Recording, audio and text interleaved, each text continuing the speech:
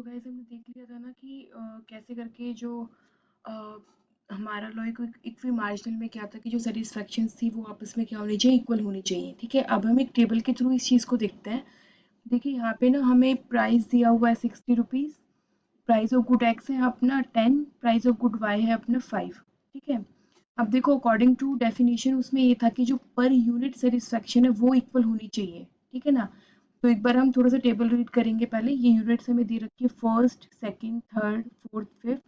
ये M U X है, ये M U X divide by P X है, ये एम यू वाई है, ये M U Y divide by P Y है। ठीक है, तो इसका मीनिंग ये है कि जब आपने फर्स्ट यूनिट अटेंड की, सॉरी कंज्यूम की गुड एक्स की, सो आपको यूटिलिटी मिलती है उसमें 100 यूटिल्स का। ठीक है, सेकंड जब यूनिट आपने कंज्यूम की तो तब 90, थर्ड की तो 80। अब देखो ये कम होता चला जा रहा है जैसे जैसे आप यूनिट्स को इंक्रीज कर रहे हैं, क्योंकि यहाँ पे तो एम यू एक्स में तो काम करेगा ना डिमिनिशिंग वाला टॉपिक। सो जब आप एक्स की यूनिट्स को बढ़ाओगे तो उसकी सेटिस्फेक्शन तो कम हो जाएगी। फोर्थ पे 70 हुआ, फिफ्थ पे 60 हुआ। ठीक है, अब यहाँ से हम इनका पर यूनिट सेटिस्फेक्शन निकाल लेंगे डिवाइड करके उसके प्राइस से। ठीक है, M U X divide by P X होता है तो वो पर यूनिट सेटिस्फेक्शन निकल के आता है। तो जब आप फर्स्ट यूनिट को कंज्यूम करने पे जो आपकी पर यूनिट सेटिस्फेक्शन होगी वो होगी 10 यूटिल्स। ठीक है, क्योंकि 100 divide by 10 10, 90 divide by 10 9, 80 divide by 10 8, 70 divide by 10 7, 60 divide by 10 6। ठीक है, वैसे ही आपकी यहाँ पे एम यू वाई है कि जब आपने फर्स्ट यूनिट अटेंड की तो उस टाइम पे जो आपका मतलब सेटिस्फेक्शन था मार्जिनल वो 35 था।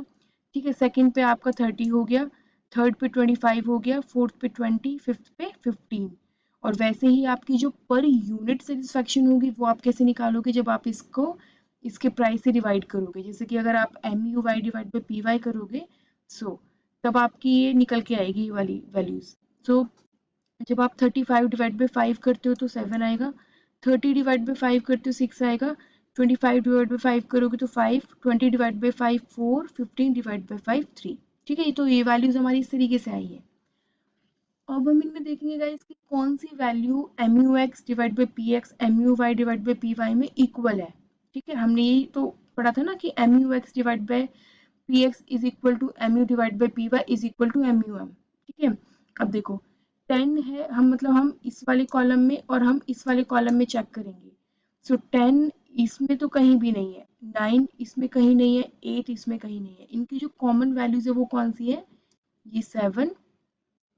ठीक है, और इसमें ये वाली 6। ठीक है ना, अब आप ध्यान से देखो गाइस, जब आप 7, जब आपको पर रुपी जो सेटिस्फेक्शन है जब आपको वो 7 मिलती है, ठीक है, गुड एक्स को कंज्यूम करने पे, तो तब आप उसकी फोर्थ यूनिट पे हो। ठीक है, जब आप उसकी फोर्थ यूनिट कंज्यूम कर रहे थे, जब गुड एक्स की जो पर यूनिट सेटिस्फेक्शन थी वो 7 थी, और पर unit satisfaction of good Y की 7 कब थी, जब आप उसकी फर्स्ट यूनिट मतलब आप उसकी अभी एक यूनिट कंज्यूम कर रहे थे। ठीक है, तो अभी हम इन दो चीज़ों को लेके चलेंगे 7 वाली वैल्यू के लिए। सो जो हमारे पास गाइस बजट लाइन इक्वेशन होती है वो होती है P X multiply by Q X plus P Y multiply by Q Y is equal to M U M. ठीक है, सो हम देखेंगे प्राइस एक्स का क्या है, पी एक्स क्या है आपका 10। ठीक है, यहाँ पे मैंने लिखा 10, 10 मल्टीप्लाई बाय क्यू एक्स, जब आप ये 7 और ये 7 ये दोनों आपस में इक्वल है तो ये कौन सी वैल्यूज पे इक्वल है, कौन सी क्वांटिटी पे इक्वल है, तो वो हम यूनिट्स में चेक करेंगे। ठीक है, तो 7 पे वो फोर्थ यूनिट है, तो 10 मल्टीप्लाई बाय फोर्थ यानी क्यू एक्स हो गया अपना फोर्थ, प्लस पी वाई कितना है 5, 5 मल्टीप्लाई बाय क्यू वाई। अब जब आप 7th यूनिट पे थे तो वहां पे आप फर्स्ट यूनिट को कंज्यूम कर रहे थे, तो multiply by 1 is equal to ये वैल्यू किसकी इक्वल होनी चाहिए आपकी, ये होनी चाहिए आपकी एम यू एम की इक्वल, दैट इज 60।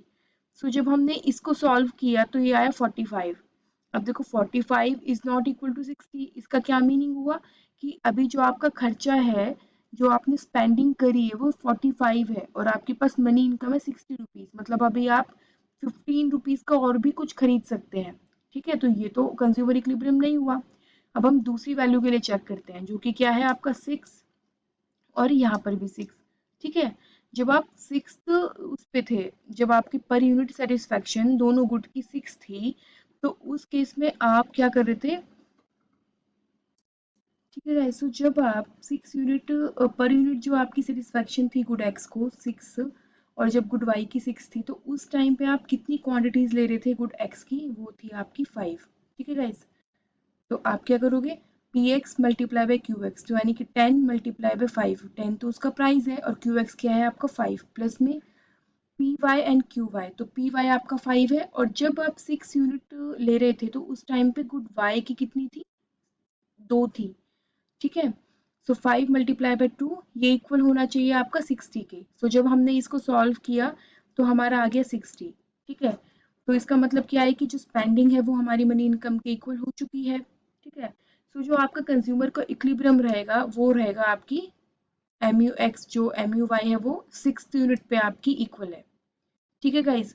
और आपकी यूनिट्स कितनी कितनी है, जब आपने 5 यूनिट गुड एक्स की कंज्यूम की है और 2 यूनिट आपने गुड वाई की कंज्यूम की है, तो उस टाइम पे आपका जो सेटिस्फेक्शन है, जो मार्जिनल यूटिलिटीज है फ्रॉम बोथ द गुड्स, वो आपस में क्या है आपकी इक्वल है। ठीक है। तो इस तरीके से हम इनमें सॉल्व करते हैं।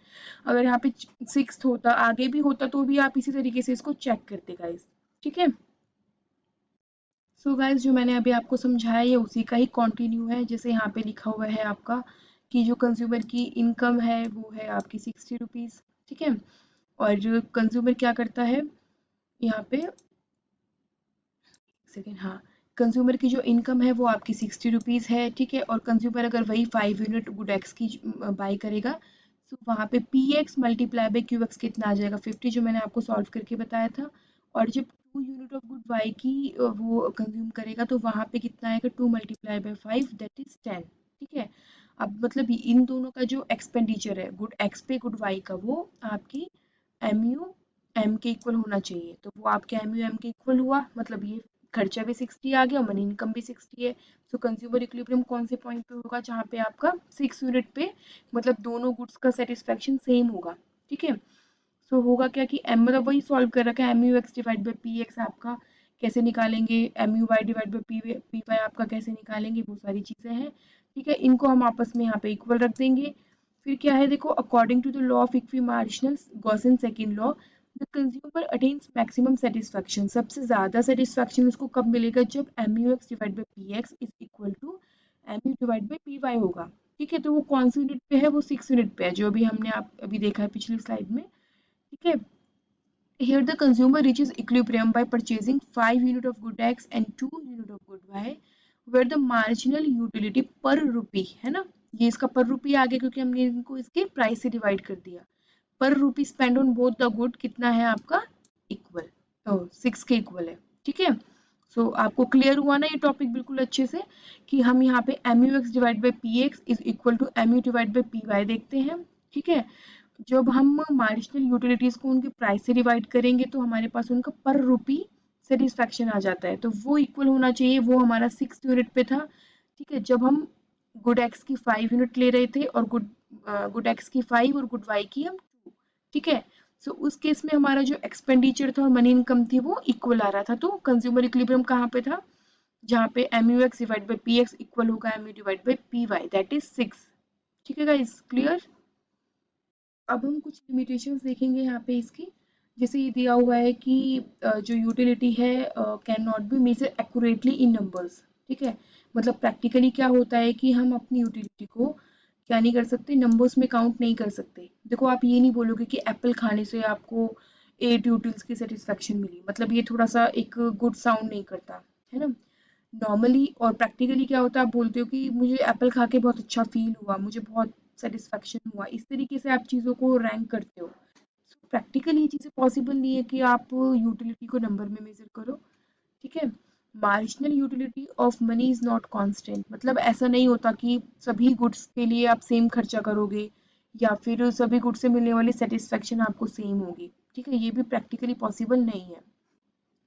थर्ड है, satisfaction differs from person to person, बिल्कुल, क्योंकि देखो हर एक पर्सन की सेटिस्फेक्शन, चॉइस, प्रेफरेंस, ये सब सारी चीज़ें अलग होती है, तो एक ही लॉ सभी के ऊपर लागू नहीं हो सकता है। ठीक है। assumptions आर अनरियलिस्टिक, हाँ बिल्कुल, क्योंकि देखो यहाँ पे बोला है कि कांस्टेंट मनी होगा, यूटिलिटी सबसे मिलने वाली सेम होगी, जो कि मतलब ऐसा होता नहीं है, परसेंट टू परसेंट भी चीज़ें डिफर करती है। ठीक है। इग्नोर साइकोलॉजिकल फैक्टर्स को यहाँ पे इग्नोर किया है, क्योंकि देखो हर इंसान का जो प्रेफरेंस है, उसका जो मनी इनकम है, जो परचेजिंग पावर है, वो सब कुछ अलग होगा, तो उसके अकॉर्डिंग ना हर कंज्यूमर अलग तरीके से सोचता है, तो ये सब सारी चीजें हम एक ही तरीके से सभी पे एप्लीकेबल नहीं कर सकते। ठीक है गाइस, तो ये इसकी कुछ लिमिटेशंस थी। हमने यहाँ पे क्या क्या पढ़ा है एक बार थोड़ा सम अप कर लेते हैं। है कंक्लूजन में उसकी definition, cardinal utility definition, assumptions, total utility meaning, marginal utility meaning, consumer equilibrium and then limitations। ठीक है। आई होप आपको ये टॉपिक समझ आया होगा, क्लियर हुआ होगा। अगर आपको टॉपिक समझ आए तो प्लीज़ हमारे वीडियोस को ज़्यादा से ज़्यादा लाइक सब्सक्राइब दीजिएगा और हमारे चैनल पे बने रहिएगा। ठीक है, मिलते हैं अपनी नेक्स्ट वीडियो में। Thank you.